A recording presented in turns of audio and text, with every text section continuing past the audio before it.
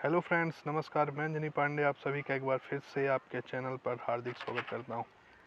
बच्चों, पेपर आपके 1 महीना बचे हुए हैं और हमें आशा है कि आप लगातार अध्ययन कर रहे होंगे और मैं लगातार वीडियो लाने की भी कोशिश कर रहा हूं। ठीक है, समय ना गंवाते हुए अपने वीडियो की शुरुआत करते हैं। साथ में लाइक और सब्सक्राइब करना बिल्कुल ना भूलें और बताएं कि कितना हमने सही किया है। पहला प्रश्न है, मोटर मोड प्रणाली में मोटर के घूमने की दिशा को निम्न में से निर्धारित किया जा सकता है।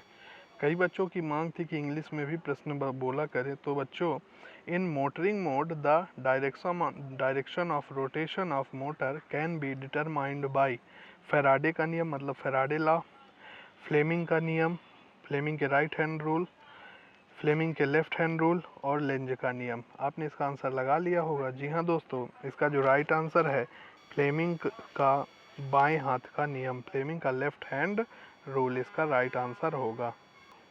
दोस्तों, मोटर के रोटेशन की दिशा, जो मोटर के रोटेशन की दिशा होती है,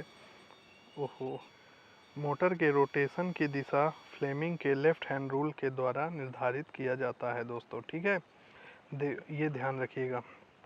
फ्लेमिंग का एक राइट हैंड रूल होता है या फ्लेमिंग का लेफ्ट हैंड रूल समझिएगा कुछ इस तरह से। ये है हमारा फैराडे का लेफ्ट हैंड रूल। क्या बोलता है कि अपने लेफ्ट हैंड की 3 उंगलियों को परस्पर अंगूठा, तर्जनी और मध्यमा, अंगूठा, तर्जनी और मध्यमा को इस प्रकार फैलाएं कि ये एक दूसरे के समकोण बनाए। ये क्या बनाए? एक दूसरे के समकोण बनाए, है ना। ये भी क्वेश्चन आता है कि कैसे उंगलियां फैलानी चाहिए। समकोण बनाते हुए इस प्रकार फैलाएं कि अंगूठा मोशन को बताए तथा तर्जनी फ्लक्स को बताए, मैग्नेटिक फ्लक्स को, और मध्यमा करंट की दिशा को बताएगा, है ना। इसको मदर, फादर एंड चाइल्ड से आप याद कर सकते हैं। ठीक है। लेफ्ट साथ ही लेफ्ट हैंड रूल मोटर पर लागू होता है। कहाँ पर होता है? लेफ्ट हैंड रूल मोटर पर लागू होता है। और राइट हैंड रूल जो होता है, राइट हैंड रूल में कुछ नहीं है। आप क्या करिए, ये अंगूठा हो गया, ये तर्जनी हो गया, ये मध्यमा हो गया, समझिएगा, है ना। तो ये मोशन को बताएगा, ये फील्ड फ्लक्स को बताएगा और ये इंड्यूस्ड ईएमएफ को बताएगा। और राइट हैंड रूल जनरेटर पे लागू होता है। किस पे होता है दोस्तों? जनरेटर पे लागू होता है। साथ ही दोस्तों एक चीज़ और है, लेंज का नियम। कहना चाहिए जो यदि कुछ ना समझ में आए तो लेंज में बेटा है, ये बेटा है, समझना, और ये बाप है, ये बाप है। तो ये बेटा इसी का विरोध कर रहा है, यही लेंज का नियम है, इसी की वजह से पैदा हुआ। तो लेंज का जो नियम है लगाए गए ईएमएफ की दिशा निर्धारित करता है। दिए गए ईएमएफ की दिशा को लेंज का नियम ज्ञात करता है, बताता है। ठीक है। एक और है फैराडे का नियम, जो ट्रांसफार्मर में लागू होता है, ईएमएफ के परिमाण को बताता है। फैराडे का नियम क्या बताता है? ट्रांसफार्मर के लिए ईएमएफ का परिमाण। ठीक। नेक्स्ट क्वेश्चन है, ये प्रश्न है, संकीर्ण हिस्टैरिसीस पास मतलब हिस्टैरिसीस लॉस, है ना, सैथिल लॉस वाली सामग्री को किस रूप में जाना जाता है? नरम चुंबकीय पदार्थ के रूप में, अतप्त चुंबकीय पदार्थ, कठोर चुंबकीय पदार्थ, उच्च हिस्टैरिसीस पदार्थ। दोस्तों, इसका जो राइट आंसर होगा, जी हाँ, नरम चुंबकीय पदार्थ के रूप में, सामग्री के रूप में जाना जाता है। ठीक है दोस्तों, हिस्टैरिसीस शेप की हम बात करते हैं तो हिस्टैरिसीस शेप आपने देखा होगा, इस तरह से अपन एक वक्र बनाते हैं, ऊपर बी रहता है ना, और जाकर के नीचे तुम्हारा बी माइनस रहता है, इधर एच रहता है, बी एच वक्र बनाया जाता है और इधर से एक एच माइनस होता है ना। मतलब हिस्टैरिसीस लॉस बार बार चुंबकित विचुंबकित करने से, है ना, बार बार चुंबकित विचुंबित करने से क्या होता है, उसमें कुछ अवशिष्ट चुंबक शेष रह जाते हैं, जिनको समाप्त करने के लिए हमें क्या करना पड़ता है? एक अतिरिक्त ऊर्जा लगानी पड़ती है। तो कैसे लगानी पड़ती है? देखिए, हमने यहाँ से किसी भी पद मटेरियल को, सॉफ्ट मटेरियल को हमने चार्ज मतलब मैग्नेटिक फील्ड में रखा तो इसमें चुंबक के गुण आ गए। अब ये इसका सेचुरेशन पॉइंट हो गया, जिसे हम बी से प्रदर्शित करते हैं, है ना। ये सेचुरेशन, अब हम इसको अब मैग्नेटिक फील्ड से हटा रहे हैं, तो ये फिर यहाँ जीरो पे ना आके इतना सा भाग जो है, इतना सा भाग अवशिष्ट चुंबक रह जाता है। फिर हमने क्या किया, इसको हमने फिर से निगेटिव एनर्जी लगाई, ये देखिए माइनस में, और फिर ये जा कर के फिर से हमने एनर्जी प्लस की ओर भेजी। ये कुल मिला के इस तरह से एक लूप बन जाता। ठीक है, ये हिस्टैरिसीस लॉस का वक्र है। नेक्स्ट प्रश्न है, एक स्थिर विद्युत आवेश के आसपास के क्षेत्रों में होता है, एक स्थिर विद्युत आवेश के आसपास क्षेत्रों में होता है विद्युत और चुंबकीय क्षेत्र, विद्युत क्षेत्र, चुंबकीय क्षेत्र या गामा क्षेत्र। आपने इसका राइट आंसर लगा लिया होगा दोस्तों। जी हाँ, इसका जो राइट आंसर है, एक स्थिर विद्युत आवेश के आसपास के क्षेत्र होते हैं, मतलब इंग्लिश में इसका होगा a region around a stationary electric charge has electric and magnetic field, electric field, magnetic field या गामा फील्ड। इसका जो राइट आंसर होगा, कोई भी मतलब कहना चाहिए स्टेशनरी इलेक्ट्रिक चार्ज, कोई भी एक कण है जिसमें चार्ज है, कोई भी एक कण है जिसमें चार्ज है, तो वो क्या पैदा करेगा, विद्युत क्षेत्र पैदा करेगा, है ना। उसमें विद्युत धारा का प्रवाह होगा। मान लीजिए ये कण है और इसमें चार्ज है, तो ये तो या मैग्नेटिक फील्ड बनाएगा अपने चारों ओर, यदि चार्ज है तो, है ना, और साथ में विद्युत धारा भी, विद्युत क्षेत्र भी पैदा करेगा। और यदि यही कण निरावेशित है, तो फिर इसमें किसी भी प्रकार का चार्ज नहीं है, तो ये ना मैग्नेटिक फील्ड बनाएगा ना विद्युत क्षेत्र बनाएगा। ठीक है दोस्तों, इसका जो राइट आंसर है विद्युत क्षेत्र बनाएगा। ठीक है, अगला प्रश्न है, प्यारे दोस्तों, प्रेरित ईएमएफ अधिकतम होता है यदि चालक पर चुंबकीय क्षेत्र काटता है। इंग्लिश में इसका ट्रांसलेट करता हूँ तो the induced EMF is maximum if the conductor cuts the magnetic field at 0 degree, 45 degree, 90 degree या 30 डिग्री। इसका जो राइट आंसर है 90 डिग्री। देखो दोस्तों, मान लीजिए ये आपका एक मैग्नेट है और ये आपका दूसरा मैग्नेट। अब इसी के बीच में कोई एक कंडक्टर है गोल राउंड शेप का, इसकी जगह अपन क्या करते हैं, इसकी जगह अपन एक इस तरह का एक कंडक्टर रख लेते हैं। ठीक है, ये हो गया कंडक्टर। अब चुंबकीय बल रेखाएं क्या होंगी, यहाँ से गुजरेंगी, यहाँ से चुंबकीय बल रेखाएं गुजरेंगी। तो जब ये कंडक्टर 90 डिग्री होगा, तब इसमें अधिकतम फील्ड को काटेगा। और जब ये मतलब धीरे धीरे अब इसका डिग्री एंगल कम होने लगेगा, तो ईएमएफ भी अपना मतलब ईएमएफ भी अपना कम होना शुरू हो जाएगा। ठीक है, तो 90 डिग्री पर अधिकतम, बाकी में कम होना शुरू हो जाएगा। और यहाँ पर कितना वोल्टेज पैदा होगा, ई बराबर बी एल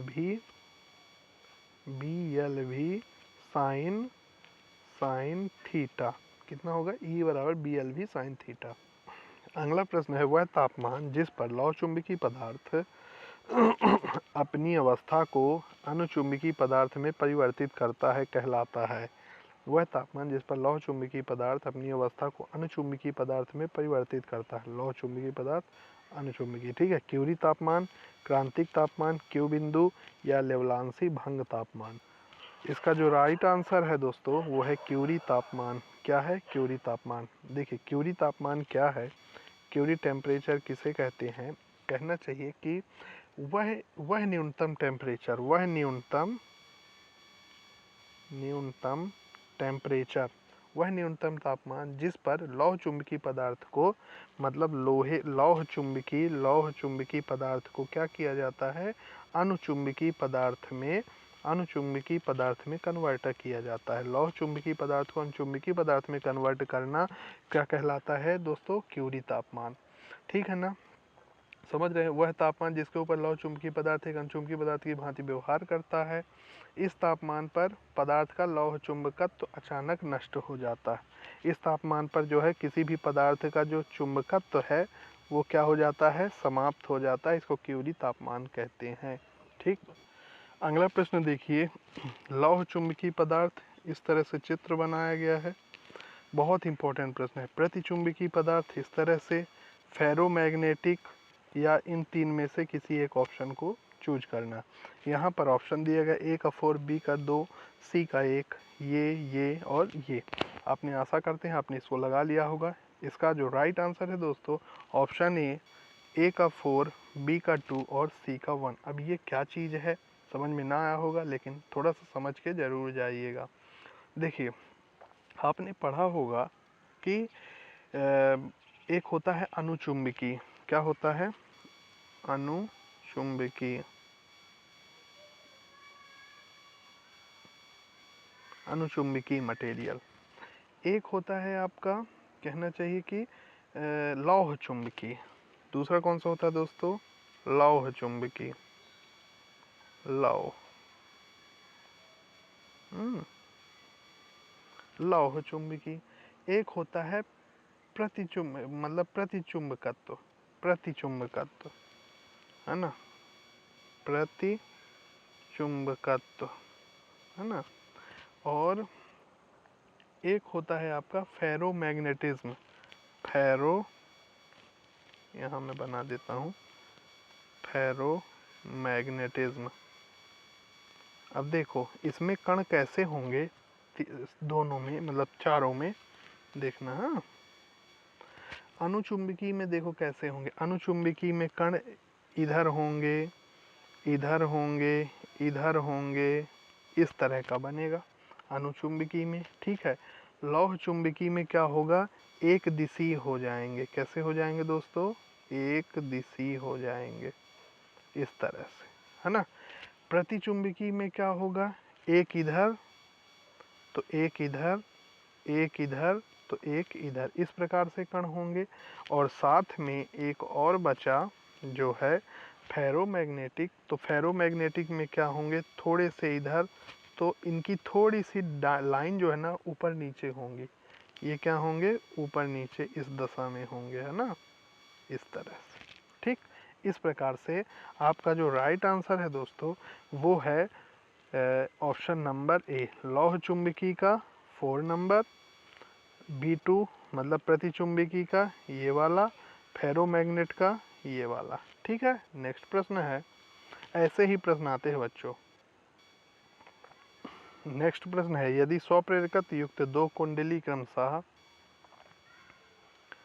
L1 और L2 परस्पर युग्मित है तो अन्योन्य प्रेरकत्व यानी म्यूचुअल इंडक्शन का अधिकतम मान के बराबर होगा √L1 L2 B L1 + L2 L1 upon L2। देखिए, इंडक्टर जो प्रेरक जो होता है, प्रेरक को इंग्लिश में क्या कहते हैं? इंडक्टर बोलते हैं, ठीक है। तो जो इंडक्टर होता है उसका काम क्या है कि विद्युत ऊर्जा को चुंबकीय ऊर्जा के रूप में संग्रहित करता है।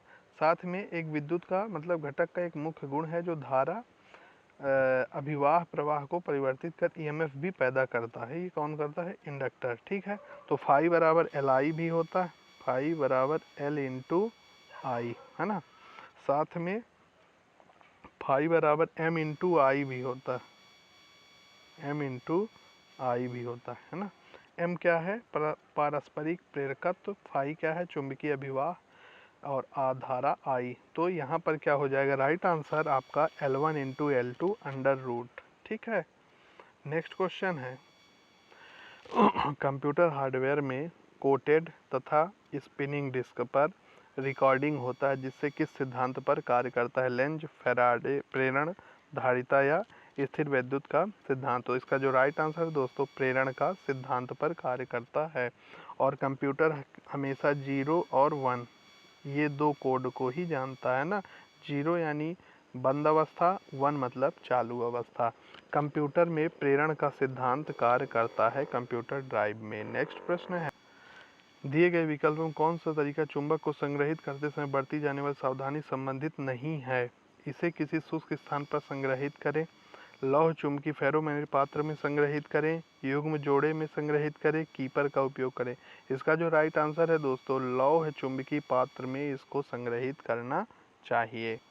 नेक्स्ट प्रश्न है, यदि अपवाह घनत्व 0.5 वेबर प्रति मीटर स्क्वायर है, चुंबकीय क्षेत्र के साथ 0 डिग्री का कोण बनाता है और क्षेत्रफल 15 मीटर स्क्वायर है तो एक कोर में चुंबकीय अभिवाह का मान होगा 30 वेबर, 0, 7.5 वेबर या 22.5 वेबर।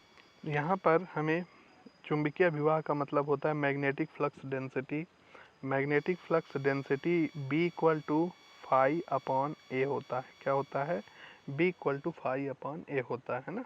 अब इसमें अपन B हमारा 0.50 वेबर प्रति मीटर स्क्वायर है, A हमारा 15 मीटर स्क्वायर है और फाई हमारा 0.50, मतलब फाई क्या निकल जाएगा, गुणा कर दीजिए, फाई बराबर B इंटू ए हो जाएगा, है ना, B इंटू ए हो जाएगा। तो आप क्या करोगे, 0.50 गुणे 15 कर देंगे, तो जिससे आंसर आ जाएगा 7.5 वेबर। जी हाँ दोस्तों, इसका जो राइट आंसर है 7.5 वेबर। हिस्टैरिसीस एक चुंबकीय परिपथ में किसका घटक है? H के पीछे B, B के पश्चगामी H, स्थिर प्रवाह का समान नियोजन या इनमें से कोई नहीं। तो इसका जो राइट आंसर है दोस्तों, H के पीछे B होता है, ठीक है ना। और एक चीज़ और है, अभी हमने बनाया भी था एक वक्र, है ना, यहाँ पर हमने देखा था ये ऐसे गया, ऐसे आया और यू करके मिल गया था, है ना। यहाँ पर जो इसको जीरो से यहाँ तक लाने में जो फोर्स लगता है, इसको कोरोसिव फोर्स कहते हैं। क्या कहते हैं?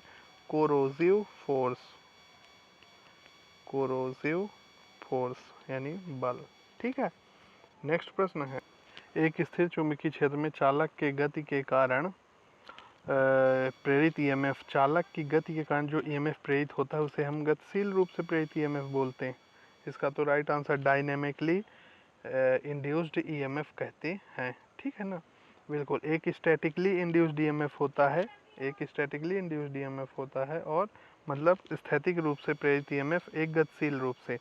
तो क्या होता है, ट्रांसफार्मर इसका सिद्धांत है, ट्रांसफार्मर इस स्टैटिक रूप से, और जो मोटर जनरेटर है वो डायनेमिकली, जनरेटर खासकर, है ना। कौन से पदार्थ विषम चुंबकीय हैं? Aluminium, silver, gold, bismuth, sulphur, glass, steel, निकल, कोबाल्ट, प्लेटिनम, एल्युमिनियम, तांबा। तो इसका राइट आंसर है बिस्मथ, सल्फर और ग्लास, ठीक है। इसको थोड़ा सा समझते हैं। क्या है कि एक होता है प्रतिचुंबकीय पदार्थ, है ना, प्रतिचुंबकीय पदार्थ यानी डायामैग्नेट। इसके उदाहरण है बिस्मथ, कॉपर, लेड, जिंक। प्रति, है ना, प्रतिचुंबकीय पदार्थ के बिस्मथ, है ना, बिस्मथ, थोड़ा सा और लिख जाओ भाई, bismuth, sulphur, copper, lead, PB, lead, है ना, और साथ में जिंक, इसी प्रतिचुंबकीय पदार्थ के बाद आता है पैरामैग्नेट। पैरामैग्नेट को बोलते हैं हिंदी में अनुचुंबकीय, है ना। पैरामैग्नेट के उदाहरण है मैग्नीज है, साथ में एल्युमिनियम, क्रोमियम और प्लेटिनम। ये हो गए आपके अनुचुंबकीय के। साथ में लौह चुंबकीय के कौन कौन से होते हैं? लोहा, आयरन, और तुम्हारा निकिल, कोबाल्ट, है ना, निकिल, कोबाल्ट हो गया। और एक और होता है गिडोलिनियम और एल्निको। ये तो पूछा ही जाता है ना। एल्निको क्या है? ये है आपका लौह चुंबकीय पदार्थ, ठीक है दोस्तों। इसका right answer option B, bismuth, sulphur और ग्लास होगा। द नेक्स्ट क्वेश्चन इज, स्थायी चुंबक बनाने के लिए निम्नलिखित में किसका उपयोग करते? अभी मैंने बताया था स्थायी चुंबक बनाने के लिए आप किसका उपयोग करते हैं, ऑप्शन आपने लगा लिया होगा। एल्निको, सेमेरियम, कोबाल्ट, नियोडियम और इनमें से सभी इसका राइट आंसर होगा। सेमेरियम कोबाल्ट भी उपयोग किया जाता है और नियोडिनम। अगला क्वेश्चन है, right hand rule cork screw नियम के अनुसार चुंबकीय क्षेत्र की दिशा इनमें से किसके द्वारा ज्ञात की जाती है? जैसे जैसे पेंच की गतिविधि होती है उसी अनुरूप दिशा में, पेंच घूर्णन के लंबवत दिशा में, अंदर पेंच डालने की दिशा में, पेंच के अंदर की दिशा में। दोस्तों एक चीज़ आप जानते होंगे कि किसी भी चुंबकीय क्षेत्र के बीच में या किसी एक चालक में विद्युत धारा प्रवाहित करते हैं तो क्या होता है, उसके चारों ओर चुंबकीय क्षेत्र पैदा हो जाता है ना। इसकी इकाई टेस्ला भी होती है। चुंबकीय क्षेत्र जो उत्पन्न हुआ है उसकी दिशा ज्ञात करने के लिए दो नियम बनाए गए थे। एक मैक्सवेल का नियम बनाया गया था कार्क स्क्रू वाला, और एक दक्षिण हाथ का नियम, मतलब दक्षिण मतलब नहीं समझे, वाह, राइट हैंड थंब रूल, ठीक है। तो दो नियम बनाए गए, एक था मतलब कॉर्क, मैक्सवेल का कॉर्क पेच, मतलब ये एक प्रकार से पेच था ऐसे करके, और ऐसे, और यहाँ पर ये पेच था, ये इस तरह से। इसमें क्या कहा गया था कि इसे इस तरह से घुमाया जाए कि यह धारा की दिशा में आगे बढ़ता है, फिर जिस दिशा में पेच घूमता है चुंबकीय क्षेत्र की दिशा उसी तरह होती है ना। तो ये क्या बताता है, ऐसे यदि घूम रहा है तो ये है डायरेक्शन ऑफ मैग्नेटिक फील्ड, और यदि नीचे की ओर जा रहा है तो करंट की दिशा किधर होगी, नीचे की ओर होगी, ठीक है ना। राइट हैंड रूल में क्या बताया गया था दोस्तों, आपको मालूम है कि एक छड़ थी, मान लीजिए लिया है, और यहाँ पर एक अंगूठा लगाया गया था, है ना, और यहाँ पर ये उंगलियाँ थीं, ये इस तरह से ऐसे बनाया गया था, है ना। तो थंब क्या था, thumb point along the direction of the current, है ना, मतलब करंट हमारी किधर जा रही थी, करंट की दिशा अंगूठा बता रहा था, और उंगलियां क्या बता रही थी, direction of magnetic field, magnetic field की दिशा उंगलियां बता रही थी। ये मैक्सवेल ने कहा था, मतलब सॉरी राइट हैंड रूल में बताया गया था, ठीक है। तो इसका जो राइट आंसर है, पेंच के घूर्णन की दिशा में, कहाँ होगा, पेंच के घूर्णन की दिशा में, ठीक है। तो राइट आंसर ऑप्शन नंबर 4। चुंबकत्व के किस पैरामीटर को टेस्ला की इकाई में मापा जाता है? मजेदार प्रश्न है। चुंबकीय क्षेत्र, चुंबकीय फ्लक्स, पथ प्रतिष्ठंभ, चुंबकीय फ्लक्स घनत्व, चुंबकीय फ्लक्स। अब लड़के बोलते हैं कि इसमें कुछ थोड़ी सी इंग्लिश हो जाए, तो which parameter of magnetism is measured in unit of Tesla? Magnetic field, magnetic flux path reactance, magnetic flux density, या मैग्नेटिक फ्लक्स। तो इसका राइट आंसर होगा चुंबकीय फ्लक्स घनत्व, तो मतलब मैग्नेटिक फ्लक्स डेंसिटी। समझ रहे हैं बात को। तो मैग्नेटिक फ्लक्स डेंसिटी की बात करता हूँ, तो आप ये समझिएगा कि चुंबकीय फ्लक्स घनत्व जो होता है, एक क्षेत्रफल के माध्यम से प्रवाहित होने वाले फ्लक्स की जो मात्रा होती है, फ्लक्स की मात्रा, क्वांटिटी, फ्लक्स की मात्रा क्या कहलाती है, चुंबकीय फ्लक्स घनत्व कहलाती है। हम बी से प्रदर्शित करते हैं, बी बराबर फाई अपान ए होता है। क्या होता है दोस्तों, बी बराबर फाई अपान ए होता है। और कोई पूछता है चुंबकीय फ्लक्स की इकाई टेस्ला होती है ना, और यह एक और इकाई भी मिल सकती है आपको, वेबर प्रति मीटर स्क्वायर, वेबर प्रति मीटर स्क्वायर भी मिल सकती है चुंबकीय फ्लक्स घनत्व की, है ना। और कहना चाहिए कि सीजीएस इकाई, चुंबकीय फ्लक्स घनत्व की सीजीएस इकाई गॉस होती है, सीजीएस इकाई, चुंबकीय फ्लक्स घनत्व की सीजीएस इकाई गॉस होती है। और कोई पूछता है एक गॉस बराबर कितना टेस्ला, 10 की घाते -4 टेस्ला। कितना होता है, 10 की घाते -4 टेस्ला। कोई पूछता है कि चुंबकीय फ्लक्स घनत्व की इकाई टेस्ला लगाइएगा, प्रेरकत्व की इकाई हेनरी लगाइएगा, आवेश की इकाई कूलाम लगाइएगा, चुंबकीय फ्लक्स की इकाई वेबर लगाइएगा, है ना। तो ये हो गया थोड़ी सी जानकारी। यदि अगला प्रश्न है, नेक्स्ट प्रश्न है, एक चालक गोला के अंदर निम्न में से क्या होता है? विभव होता है, आवेश होता है, विद्युत तीव्रता होती है, चुंबकीय फ्लक्स होता है। तो आपने बिल्कुल आवेश लगाया होगा, गलत आंसर है, विभव इसका राइट आंसर है। दोस्तों जैसे ये गोल चालक है, तो गोल चालक के चारों तरफ ये आवेश होता है ना, बीच में कुछ नहीं होता। इस प्रकार से इसको हम विभव बोलते हैं। क्या बोलते हैं? चारों ओर विभव। ये पॉजिटिव पॉजिटिव लगा के हमने विभव दर्शाने की कोशिश की है। और अंदर विभव यानी ई कितना होता है, अंदर तरफ 0 होता है।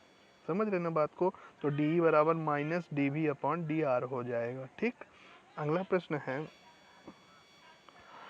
इसे ईएमएफ प्रेरित इसे ईएमएफ बनाने वाले बल के एक विरोधी बल स्थापित करेगा, किस रूप से जानता? फैराडे का पहला नियम, फैराडे का दूसरा नियम, लेंज का नियम, फ्लेमिंग का बाएं हाथ का नियम।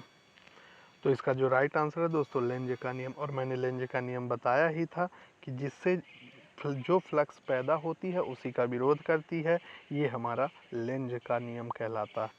अगला प्रश्न है, प्रतिष्ठम्भ के व्युत्क्रम को कहा जाता है? प्रतिष्ठम्भ यानी रिलक्टेंस, रिलक्टेंस के प्रोपोर्शनल रेसिप्रोकल कौन होगा? तो आपको भी मालूम है, पारगम्यता यानी परमीन्स, परमीन्स इसका राइट आंसर होगा, है ना? मालूम था कि नहीं? कमेंट करके ज़रूर हमें बताइए। परमीन्स, परमीन्स क्या है? जैसे चुंबक में चुंबकीय बल रेखाओं के मार्ग में जो अवरोध करता है, एक प्रकार से परिपथ का विरोध करने वाले चुंबकीय परिपथ का गुण होता है, जबकि पारगम्यता प्रतिष्ठम्भ का व्युत्क्रम होता है। ठीक है ना? पारगम्यता बराबर प्रवाह बटे एमएमएफ होता है ना? Phi upon F M. Permeance बराबर फाई अपॉन एफ एम, है ना? एसआई इकाई वेबर प्रति एम्पियर होती है और जो हेनरी भी कहलाती है। ठीक, अगला प्रश्न है एमएमएफ का पूरा नाम क्या होता है? तो मैग्नेटिव मोटिव फोर्स, है ना? मैग्नेटिव मोटिव या मोटिव फोर्स कहलाता है। ठीक, ऑप्शन नंबर 1। एमएमएफ क्या होता है? चुंबकीय बल रेखाओं को एक स्थान से दूसरे स्थान तक ले जाने के लिए जो फोर्स कार्य करता है वो एमएमएफ कहलाता है दोस्तों। और एमएमएफ होता है एमएमएफ इक्वल टू एन आई। क्या होता है? एन आई, यानी कि इसकी इकाई क्या होती है? Eighty, ampere turn. क्या हो जाएगी एसआई इकाई? Ampere turn. दोस्तों सब्सक्राइब जरूर कर दें और पूरा देखा करें। ठीक है, नेक्स्ट वीडियो का इंतज़ार करें। तब तक के लिए धन्यवाद।